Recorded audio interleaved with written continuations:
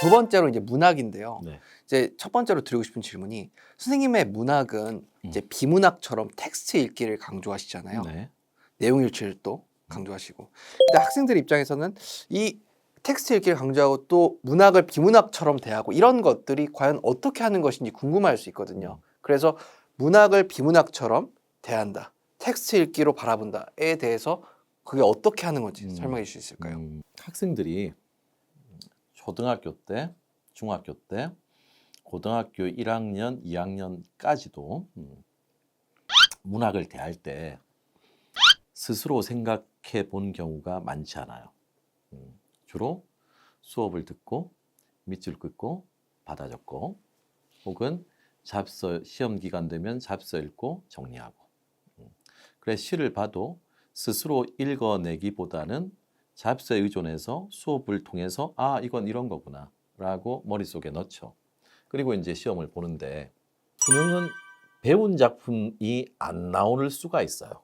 그러니까 수능에서 현대시 같은 경우에 한 작품은 EBS 교재에 있으니까 EBS 교재를 그렇게 공부해도 괜찮아요. 근데 나머지 한 작품은 EBS 교재에 없는 시가 나오거든요. 그럼 이걸 스스로 읽어내야 된단 말이에요.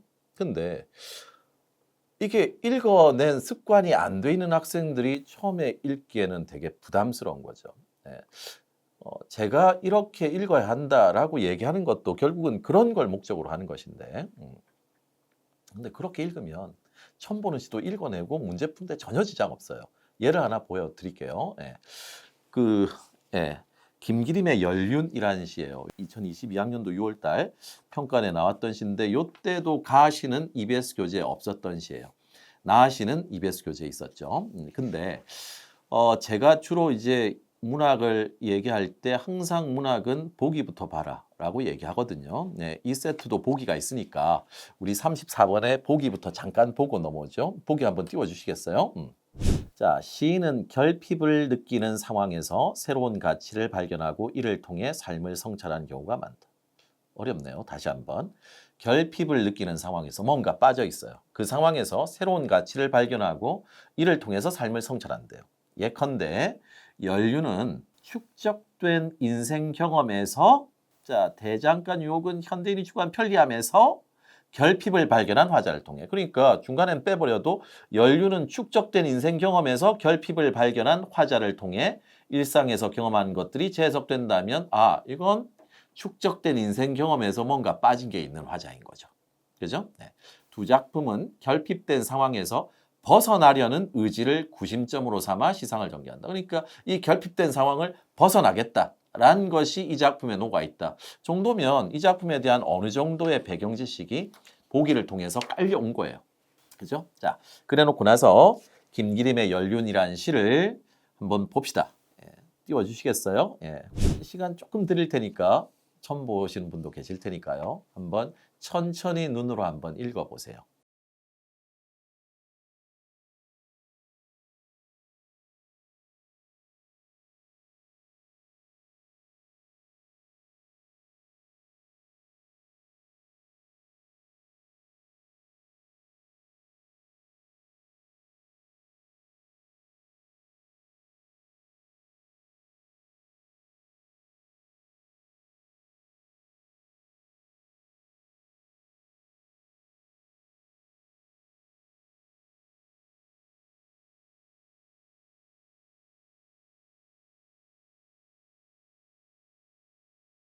자, 한번 가볼까요? 예, 제가 하는 방식대로 한번 가볼게요. 수술링. 네. 네. 1년에서 1년 읽어보셨잖아요. 네. 1년에 제일 중요한 시구가 뭐죠? 뭘 얘기하려고 하는 거죠? 1년의 주인공. 1년에서 30나무네요. 그렇죠. 음. 무너지는 꽃잎파리는 30나무해를 빗댄 거죠. 네. 휘날려 발 아래 깔리는 30나무해요. 그러면 30나무해는 아마도 화자의 인생 정도로 얘기할 수 있겠죠. 축적된 인생 경험에서 뭔가 보기에서 결핍이 있다고 했으니까. 그러면 아, 내 인생 30 몇 년이 결핍 천지야 이런 얘기예요. 내 인생 30 몇 년이 무너지는 꽃잎파리 같아. 여러분 무너지는 꽃잎을 머릿속으로 한번 상상해 보세요. 상상해 보세요. 휘날려 발 아래 깔려요. 사람들 발 밑에 짓밟히는 그런 무너지는 꽃잎파리 같은 내 인생 30 몇 년, 30 몇 살, 30 몇 살 요 얘기잖아요. 네. 읽히죠? 네. 네. 이연 한번 가보세요. 구름같이 피려든 뜻 누구나 우리 다 내 인생 구름같이 뭔가를 피워볼 거야 라는 뜻을 가지고 있었잖아요. 근데 그게 날로 굳었어요. 그러니까 자기 뜻을 이루지 못한 거야. 30 몇 년의 인생 동안에. 한금 두금 곱다랗게 감기는 연륜. 자, 여기에서 문제가 좀 발생해요. 곱다랗게란 단어가 일견 보면 곱게란 뜻으로 beautifully 이런 식으로 읽히니까 이상하잖아요. 연륜이란 단어는 모른다 하더라도. 근데 여기에서 곱다랗게를 긍정적으로 읽으면 글 전체의 흐름과 완전히 배치돼서 읽는 거겠죠. 이 말 이해하시나요? 결론부터 얘기하면 요것의 결론부터 얘기하면 연륜은 나이테고요. 곱다랗게라는 건 beautifully가 아니라 곱다, 굽다. 그러니까 굽다의 작은 말이겠죠. 곱다랗게 원을 그리면서 감기는 연륜 이란 뜻이니까 이걸 결코 어떻게 읽으면 안 되는 거예요. 긍정적으로 읽을 수가 없는 상황에 있는 시어예요. 근데 이걸 단순하게 문맥은 무시하고 곱다랗게를 곱게라고 읽으면 안 되겠죠. 자, 어쨌든 1년, 2년은 그럼 결국은 같은 말 하는 거잖아요. 내 인생 무너지는 꽃이야. 나 원하는 것도 이루지 못했어. 나이만 먹어가 라고 얘기하는 거죠. 자, 3년. 갈매기처럼 꼬리 떨며 사높인 바다에 날이 앉은 섬으로. 갑자기 바다에 있는 섬으로 가재요. 왜? 라고 물어야죠. 비문학 똑같처럼. 야, 왜 섬으로 갈 텐데? 자, 4연. 빛이 하늘 아래 피는 꽃은 맑기도 하리라. 아까 1년에서 꽃은 뭐였어요? 무너졌어요. 근데 여기 섬에서의 꽃은 뭐예요? 하늘 아래 피네요. 그죠? 꽃이 피는 공간이에요.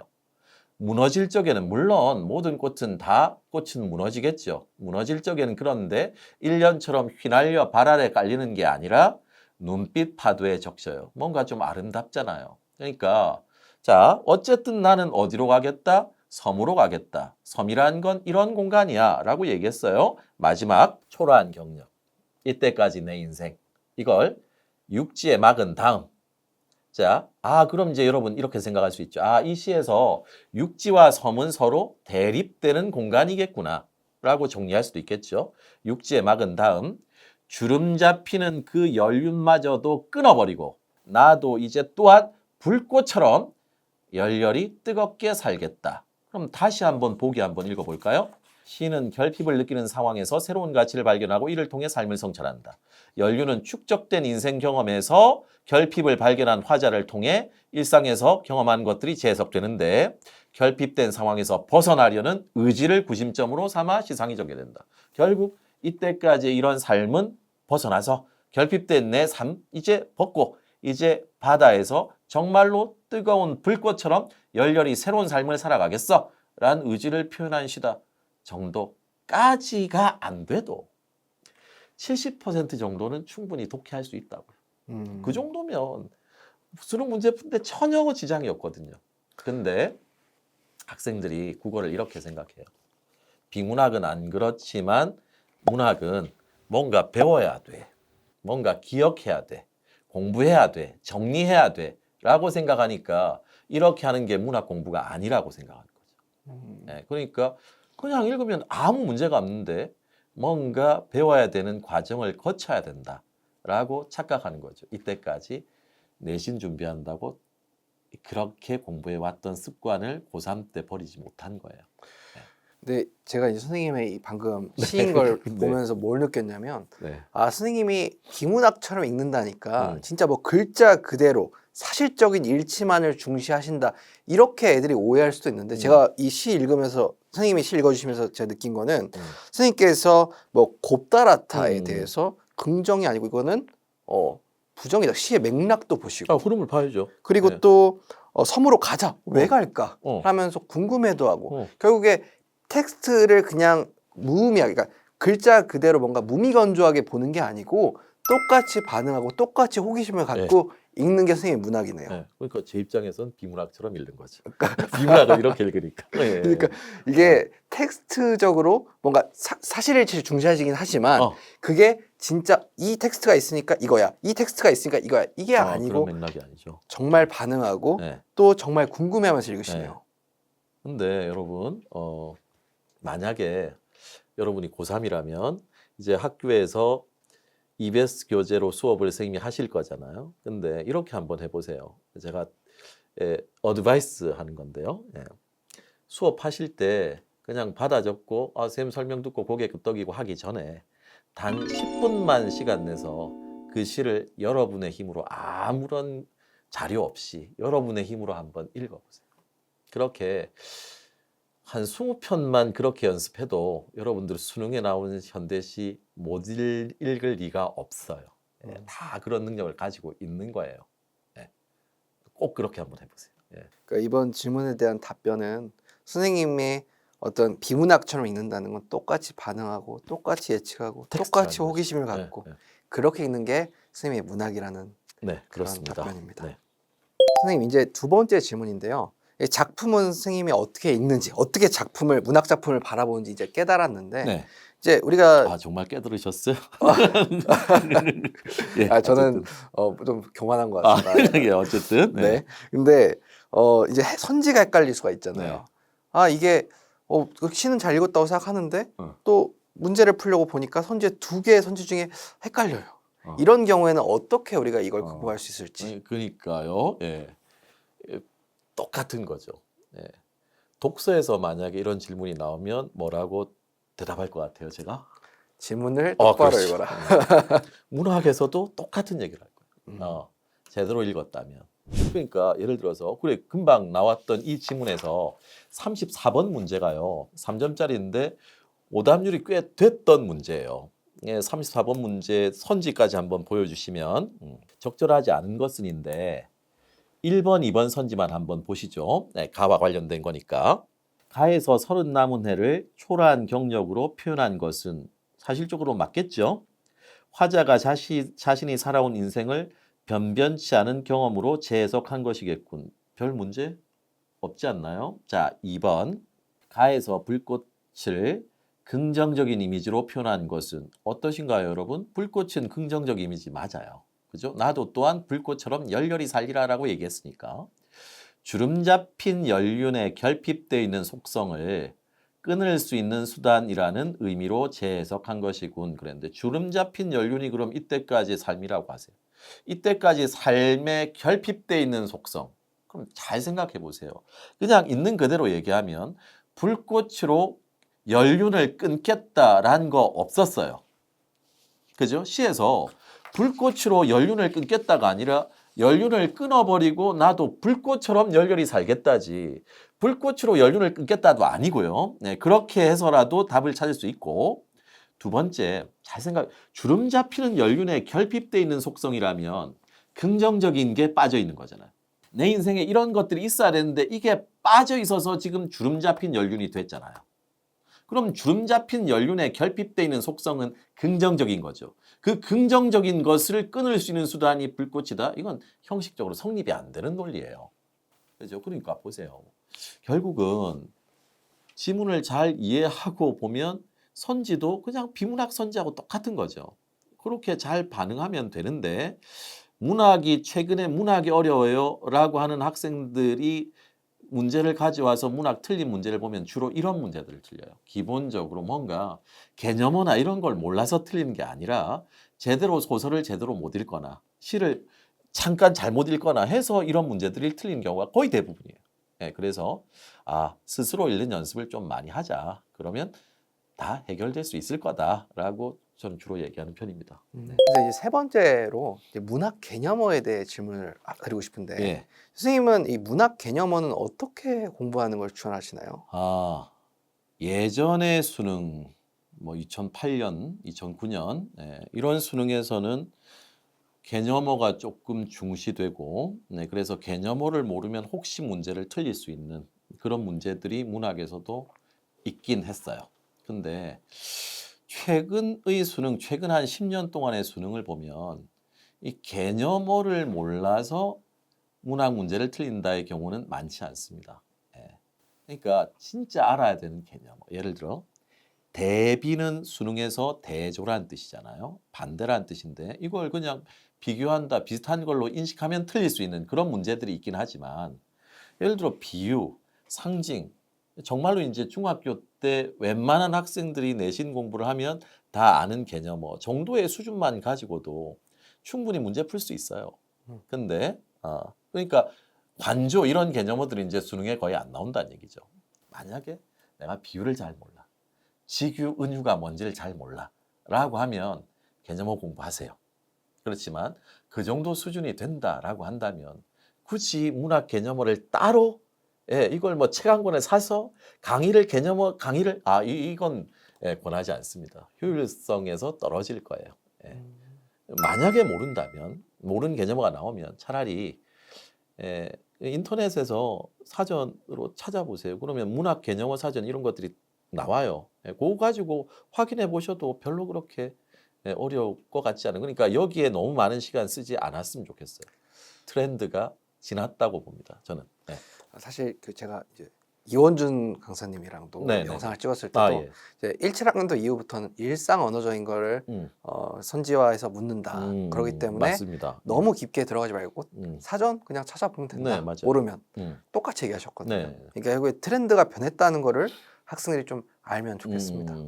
그랬으면 좋겠어요. 그러나 진짜 비유가 잘 모른다 그럼 공부하셔야 돼요. 그렇죠. 이제 네 번째 질문인데요. 이제 EBS 문학이 문학 네. 공부에서는 꽤 중요하게 중요하죠.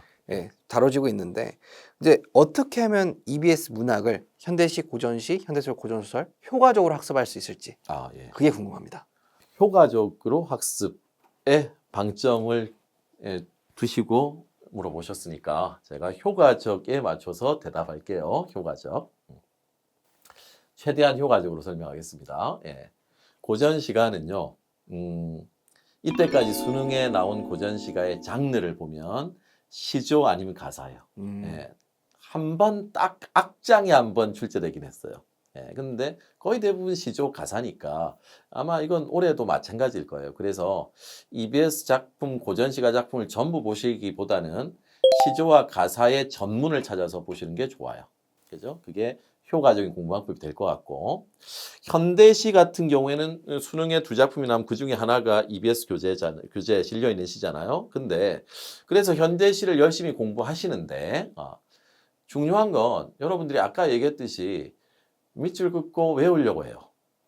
근데 실제로 수능을 보면 현대시를 보면 그렇게 내신과 비슷한 그 밀도로 깊이 있게 출제되지 않아요. 그냥 전반적인 흐름을 잘 이해했느냐, 표면적인 흐름을 잘 네가 읽어냈느냐, 이 정도로 수능이 나오는 거거든요. 그러니까 현대시 공부할 때 막 내신 공부할 때 밑줄 긋고 막 받아 적고 하는 그 정도 수준까지 갈 필요 없이 전반적으로 이런 주제의식을 가진 작품이구나, 이 말은 이런 말이겠구나 정도로만 공부하셔도 전혀 지장 없어요.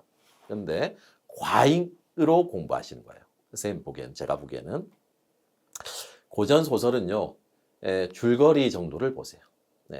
그리고 지문에 나와 있는 건 겹치진 않을 거니까 그냥 연습용으로 읽어보세요. 등장인물, 주제의식 정도를, 전체적인 줄거리 정도를 공부하시면 충분할 것 같고요. 진짜 효과적으로 공부하시려면 이건 약간의 위험 부담이 있긴 한데요. 현대소설 같은 경우에는 최근에는 출제되지 않아요. 반영돼서 출제되지 않습니다. 그러니까 진짜 효과적으로 하시려면 현대소설 스킵하셔도 괜찮을 것 같긴 해요. 조심스럽습니다만. 왜 현대소설 반영되지 않냐면요. EBS 반영률이 70%에서 50%로 줄었어요. 그리고 독해에서 이제 반영이 많이 되잖아요. 독서에서. 그러면 문학에서 예전처럼 반영하지 못해요. 그래서 현대소설 파트가 그래도 반영이 안 되는 게 문학에서는 좋아 보여요. 제가 보기에도. 그래서 현대소설 파트를 굳이 그렇게 깊이 있게 공부하실 필요는 없겠다. 이 정도면 효과적이다. 답변이 됐을까요? 네네. 효과적으로 대답했습니다. 선생님 이제 세 번째로 엄매화작의 공법에 대해 알아볼 건데요. 네. 이제 첫 번째로 드리고 싶은 질문이 문법이에요. 이제 작년 수능, 그러니까 2, 3학년도 수능이죠. 네, 이제 오답률 탑 3 중에 두 문항이 문법 문제였습니다. 맞아요. 근데 이렇게 문법이 어렵게 출제되고 있는데 그러면 더욱더 개념을 완벽히 하는 데 집중을 해야 될지 아니면 문제를 많이 풀면서 뭐 적용하는 데 힘을 쏟아야 될지 선생님의 생각이 궁금합니다. 네, 둘 다 해야죠. 둘 다 해야 되는데 그 작년 문법 문제를 보면요, 35번 문제가 오답률이 아마 제일 높았던 것 같아요. 근데 여기에서 이제 학생들이 가장 문제가 됐던 게 탈춤의 형태소가 어떻게 나누어지느냐 요거거든요. 네. 학생들이 이렇게 생각하는 거죠. 탈 하나, 그다음에 춤 하나. 그래서 두 개라고 생각하지만 실제로 춤에도 추다라는 동사의 어간이 어근이 된 추에다가 명사, 파생, 전미사, 미음이 딱 붙어서 탈춤 그러면 형태소가 3개거든요. 그지? 근데 보통 개념 공부할 때는 춤 이러면 형태소 2개라고 반응해요. 근데 문제에서 탈춤 이랬을 때 갑자기 이게 적용이 안 되는 거죠. 그러니까 요즘에 언매 출제진들이요, 이런 것들을 노려요. 그러니까 개념을 몰라서 틀리는 건 아닌 것 같아요. 어느 정도 개념은 다 아는데 그 개념을 섬세하게 적용해낼 수 있느냐.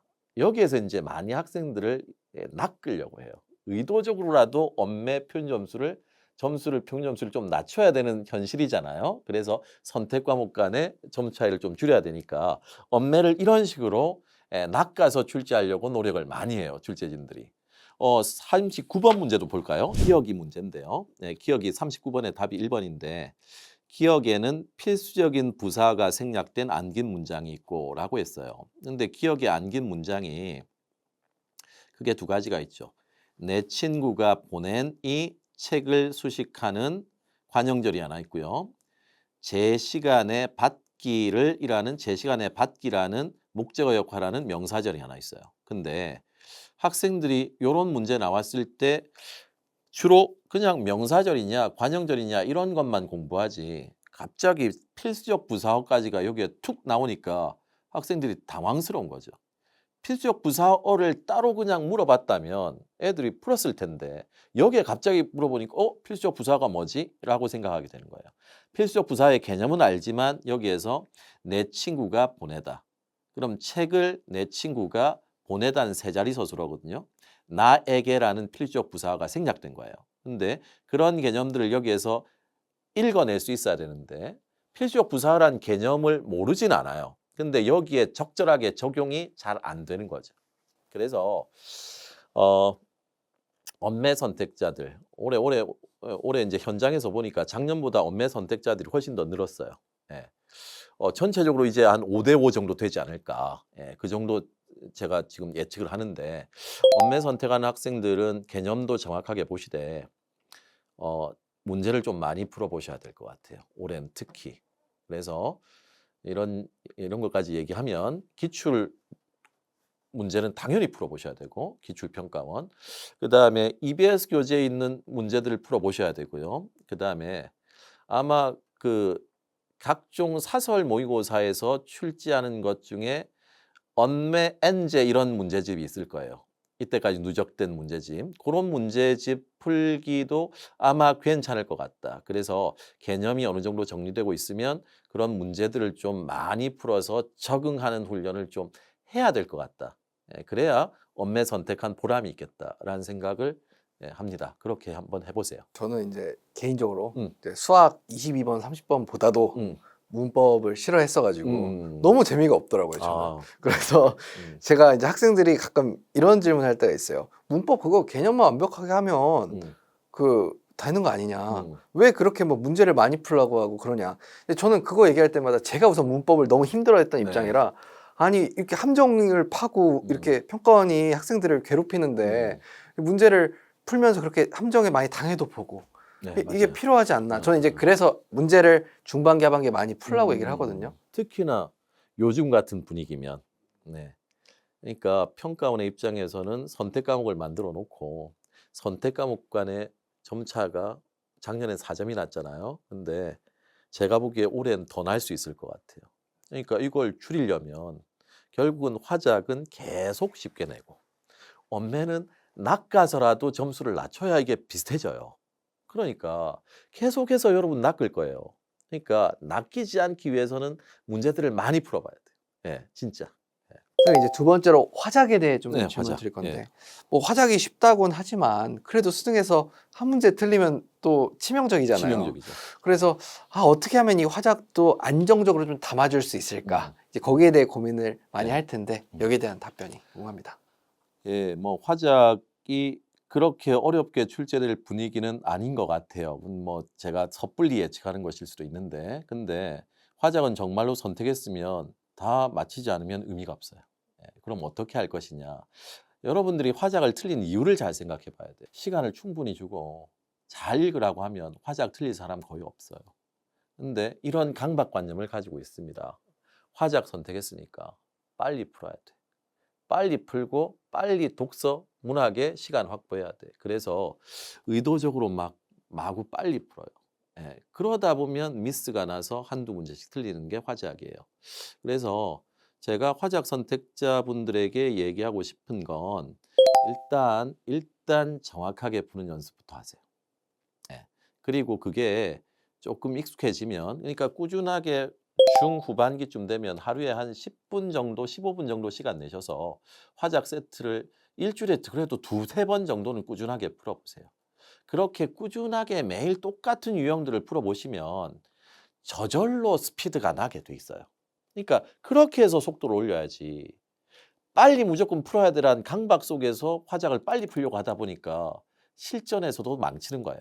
그러니까 그런 연습을 좀 하시면 화작 크게 걱정하지 않으셔도 될 것 같아요. 예, 그런 말씀을 드리고 싶습니다. 네. 선생님 이제 네 번째로 노베이스에 대한 질문을 드릴 거예요. 네. 요즘 학생들이 유튜브, 저도 유튜버긴 하지만 네. 영상 매체를 많이 접하다 보니까 텍스트를 너무 안 읽고 네. 또 학교 수업에서도 이제 정시 파이터 선언을 하고 음. 사탐, 과탐, 뭐 기타 과목들에 대해 좀 총체적으로 수업을 들으면서 공부를 해야 되는데 효율을 추구하다 보니까 네. 내가 듣는 과목만 듣고 음. 이제 그러다 보니까 너무 그 지식도 부족하고 독해력도 부족한 이런 학생들이 많은데 그래서 첫 번째 질문 드리고 싶은 거는 5등급 이하의 학생들 있잖아요. 이 학생들은 지문 하나를 읽는데도 막 30분 이상이 걸리는 거예요. 네, 더 걸릴 수 있죠. 네. 그래서 모르는 어휘도 너무 많고 결국에는 이제 수능에서 그냥 하에 한두 지문은 그냥 포기하고 이제 그 나머지를 다 맞자 이런 전략을 쓰기도 하는데 이 5등급 이하의 노베이스들이 문학과 독서 각각 어떻게 공부를 시작해야 되는지 어떻게 공부를 해야 되는지 이런 것들이 궁금합니다. 아, 그래요. 문학은 그냥 기출평가원 지문을 차분하게 시간에 구애받지 않고 내가 이해하고 있는 수준의 스피드로 정확하게 읽고 문제 푸는 습관들을 꾸준히 계속하시면 아마 저절로 성적 나올 거예요. 물론 고전 시가는 따로 먼저 공부를 좀 하세요. 중요한 작품들을. 그러니까 학생들이 노베이스 학생들이 문학에선 고전 시가에 대해서 제일 거부감을 느끼거든요. 네, 왜냐하면 어떻게 읽어야 될지 모르니까. 그래서 고전 시가가 시조, 예, 가사, 기본적인 가사 이런 것들을 나름대로 먼저 공부하고 예, 뭐 제 고전 시가 강의 들으셔도 좋아요. 예. 광고 같나? 어쨌든 나름대로 효과가 있을 거예요. 예, 짧은 시간 안에 그거 딱 정리하시고 그리고 그렇게 기출 문제를 꾸준하게 차분하게 풀어보시면 문학 크게 문제될 것 같지는 않습니다. 기출을 활용하세요. 네. 제가 받은 질문 중에 제일 안타까웠던 게 어떤 거냐면요. 노베이스 학생인 것 같아요. 근데 이제 선생님 수업 듣고 나서 선생님이 일일이 문장마다 반응하라고 말씀하셔서 제가 한 지문을 반응하려고 노력했는데 3시간이 걸려도 안 돼요. 근데 그 지문을 턱 펼치는데 브레트 누드 체제인 거죠. 예. 그러니까 이건 지금 그 당시 그 학생이 해서는 안 되는 지문이에요. 그죠? 그러니까 먼저 그냥 기가 팍 꺾일 수밖에 없는 지문이거든요. 네. 그러니까 웬만하면 조금 자기 수준에 맞는 기출들을 찾아서 공부하는 게 좋을 것 같아요. 그게 뭐 고2가 돼도 되고요. 고3의 수능의 기출이 돼도 되는데 일단 한번 쭉 읽어보시고 아 이건 내가 어느 정도 이해할 수 있을 것 같아라고 하면 집중해서 파보세요. 근데 아 이건 뭐 무슨 말인지 1도 모르겠는데라고 하면 일단 그건 왜 수학 문제도 어려운 건 제껴놓고 나중에 풀기도 하잖아요. 아, 3번쯤 돌 때 이 문제 풀 거야라고도 하잖아요. 그런 것처럼 모든 기출을 다 독서를 다 풀려고 하지 마세요. 그러니까 일단은 내가 노력하면 적어도 7, 80% 이상은 이해할 수 있겠다라는 지문들을 먼저 차근차근 공부하시는 게 좋을 것 같아요. 먼저 선생님 말씀 요약을 하면 음. 문학 같은 경우에는 그냥 바로 수능 평가원 기출을 읽는 연습을 해라. 네. 근데 고전 시간은 어려우니까 음. 고전 시간은 그래도 강의를 들어보는 게 좋다. 이 말씀하셨고, 그 다음에 독서 같은 경우에는 이제 수능 평가원의 기출 중에 너무 어려운 것들, 딱 봤을 때 60%의 이해도 안 되는 이런 지문들은 일단 보류하고 우선은 이해가 되는 쉬운, 보통 옛 네, 기출들이겠죠. 그렇겠죠. 보통 1, 7학년도 이전에 맞아요. 그런 옛 기출들 위주로 보거나 혹은 고의 모의고사도. 고의 지문들, 고의 독서 지문들을 통해서 먼저 그렇게 반응하면 있는 거 연습해라. 고의 독서 지문도 어려운 건 어려워요. 맞아요. 그럴 땐 지울 땐 지우셔야 돼요. 고의라고 막 섣불리 도전하지 마시고. 고의 지문인데도 이건 어렵다. 그럼 일단 그 보류하세요. 괜찮아요. 그러면 근데 그런데 고2 지문까지 그렇게 했는데 네. 고2도 어려워서 음. 고1로 내려가야 되는 친구들도 있을 수 있잖아요. 뭐 있을 수는 있겠지만 굳이 권하지는 않습니다. 근데 그래서 이제 어휘장에 대한 질문을 드리고 싶은 건데, 어휘장. 이제 수능 국어를 대비하는 데 있어서 이제 너무 기초적인 어휘가 안 돼 있는 학생들을 위해서 이렇게 막 제재별로 뭐 인문 지문 아니면 뭐 과학 지문 이렇게 좀 필요한 필수 어휘들을 정리한 교재들도 있는데, 그러면 고1까지 내려가는 대신에 차라리 그렇게 어휘로 먼저 학습을 하고 그 다음에 뭐 고의 지문을 도전해 본다는 이런 식의 학습은 나쁘진 않습니다. 어휘가 안 돼서 독해가 안 되는 경우도 많잖아요.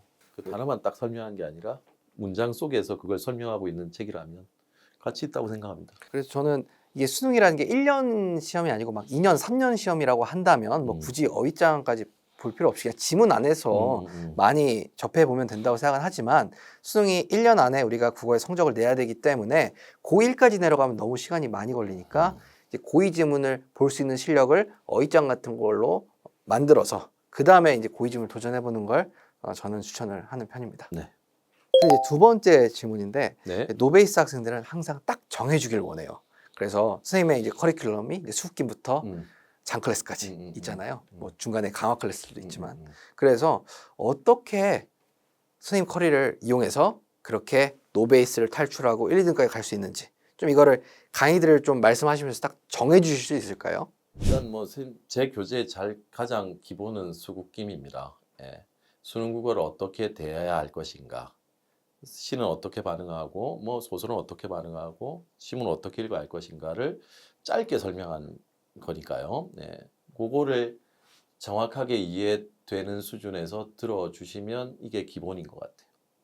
그 다음에 제가 올해 반응 스위치온이라는 교재 없는 강의를 냈는데 이 강의는 수국김의 독서 파트가 너무 약한 것 같아서 독서 반응 연습을 조금 더 해야겠다라고 해서 독서 지문 9개를 덧붙여서 반응 스위치온이라는 강의를 만들었어요. 그러니까 요 정도를 잘 소화해낼 수 있으면 노베이스 같은 경우에는 여기에서 이제 이렇게 공부하면 되겠구나라는 느낌을 가지고 기출들을 한번 해보세요, 스스로.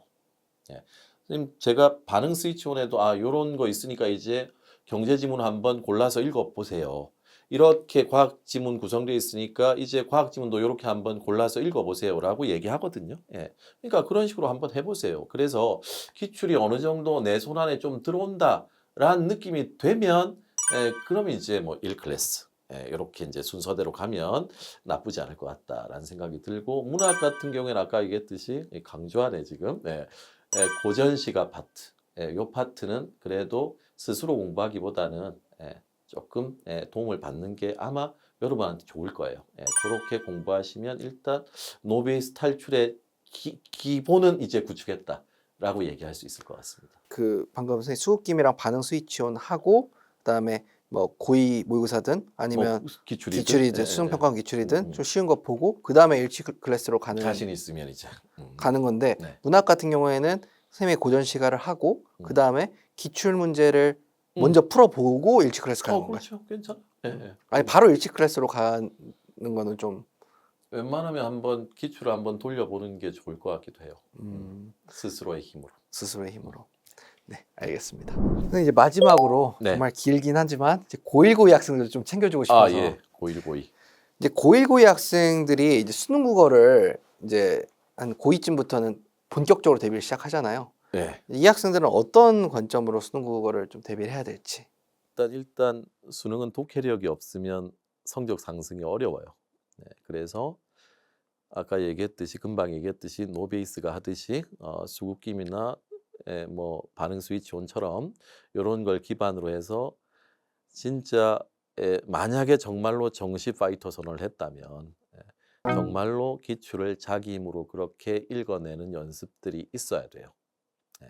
물론 초등학교, 중학교 때 책을 좀 읽은 학생들은 이게 조금 쉬울 거고 그렇지 않은 학생들은 이게 좀 힘들 수도 있지만 이거 이겨내지 않으면 이 국어의 벽을 넘지 못할 겁니다. 고1, 2 때 아마 1학년 때 언매가 국어 내신으로 아마 들어갈 거예요. 그럼 그때 언매를 좀 제대로 공부하는 것도 나쁘진 않을 것 같아요. 미리 한번 공부해 보는 거. 그다음에 고2 때는 이제 문학들 공부하잖아요. 그때 아까 얘기했듯이 고전시가 같은 것들하고 기출 같은 것들을 함께 공부해 보면 뭐 노베이스하고 그렇게 다를 것 같진 않네요. 근데 고1, 2 때 시간이 많다고 생각하지 마시고 좀 미리미리 준비하시면 재수하지 않고 고3 때 정시로 대학 갈 수 있을 거예요.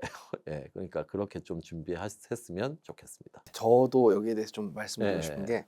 게 언매 있잖아요. 음. 언매 강의는 솔직히 상위권이라면 고1, 고2 때 듣는 게 좋죠. 매우 그럼요. 유리하다고 맞아요. 생각합니다. 예. 이제 이거는 말씀드리고 싶었고 그다음에 두 번째로 문학 있잖아요. 음.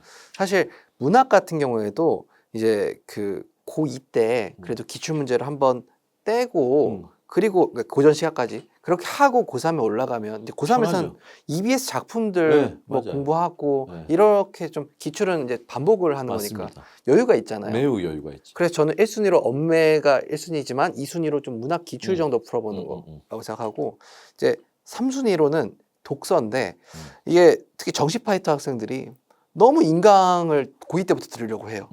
저는 고2 때 개인적으로는 그게 고2 모의평가 지문이든 아니면 수능평가 지문이든 혼자 그냥 진득하게 좀 뚫어봤으면 하거든요. 맞아요. 그래서 개인적으로는 이제 선생님 강의 중에서는 이제 수급김이나 반응 스위치온 이 음. 정도를 우선 들어보고 그 다음에 좀 혼자 했으면 좋겠어요. 네. 고2 때. 음. 고2 때부터 물론 일치 클래스 하는 것도 나쁘진 않겠지만 그건 고3 때 가서 또 그럼요. 1년 하면 되는 거니까 그냥 고2 때 고2 모의평가부터 혹은 고3 뭐 수능평가가 쉬운 것부터 시작을 해서 뭐 하루에 뭐 한두 지문이 되더라도 진짜 깊게 그럼요. 그렇게 스스로 하는 해야죠. 스스로. 그렇게 해서 저는 이렇게 세 개가 좀 했으면 좋겠는데 저는 동의하는데 순서는 저는 독서가 1순위. 어렵죠. 그다음에 독서. 언매 문학 기출은 그 다음 순위라고 저는 생각해요.